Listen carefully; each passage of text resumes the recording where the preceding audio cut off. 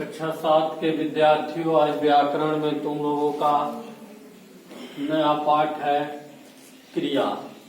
क्रिया किसे कहते हैं?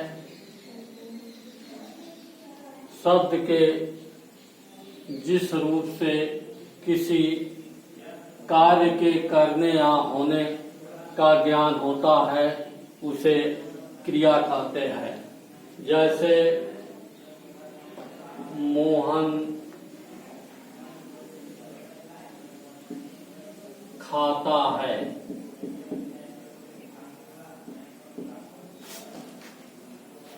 खाता है शब्द से हमें यह ज्ञात होता है कि खाने का कार्य हो रहा है, इसलिए यह क्रिया है। उसी तरह से खाना, जाना, आना, सोना, खेलना, पढ़ना इत्यादि शब्द क्रिया के ही रूप है।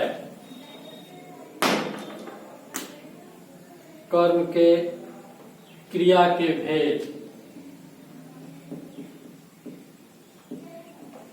क्रिया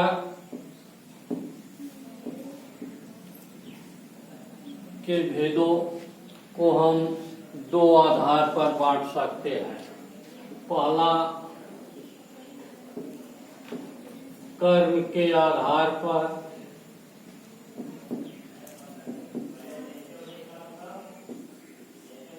और दूसरा प्रयोग या संरचना के आधार।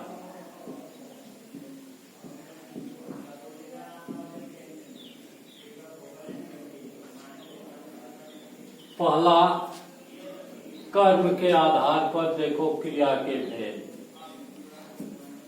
कर्म के आधार पर, कर्म के आधार पर क्रिया के दो भेद होते हैं। नंबर एक, सकर्मक क्रिया,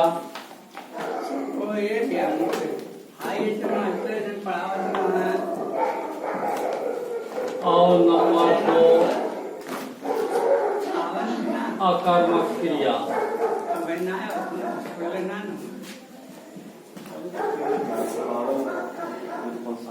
सकर्मक क्रिया यानी जो क्रिया अपने साथ कर्म रखती है उसे सकर्मक क्रिया कहते हैं।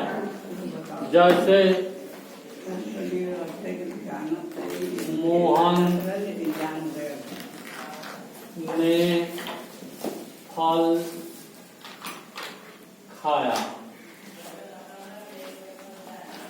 एक खाया क्रिया अपने साथ फल कर्म रखती है, इसलिए यह क्रिया सकर्मक है। सकर्मक क्रिया के भी दो भेद होते हैं। पहला, एक कर्मक क्रिया और दूसरा द्विकर्मक क्रिया।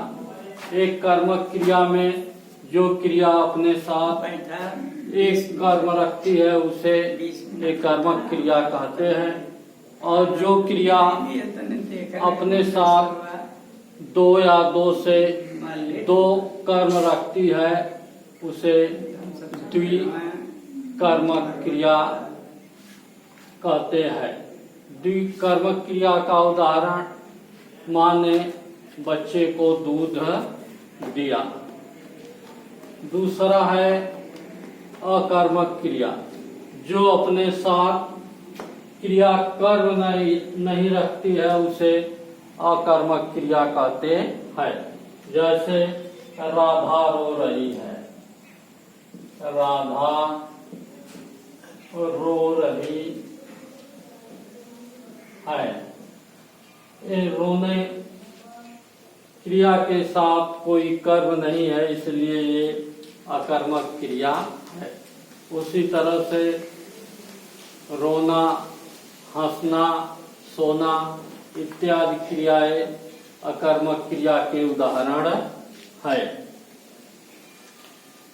अब इसके बाद कुछ प्रश्न लिख लो। प्रश्न नंबर 1, क्रिया किसे कहते हैं? क्रिया किसे कहते हैं? दूसरा, क्रिया के भेद लिखिए। तीसरा, सकर्मक क्रिया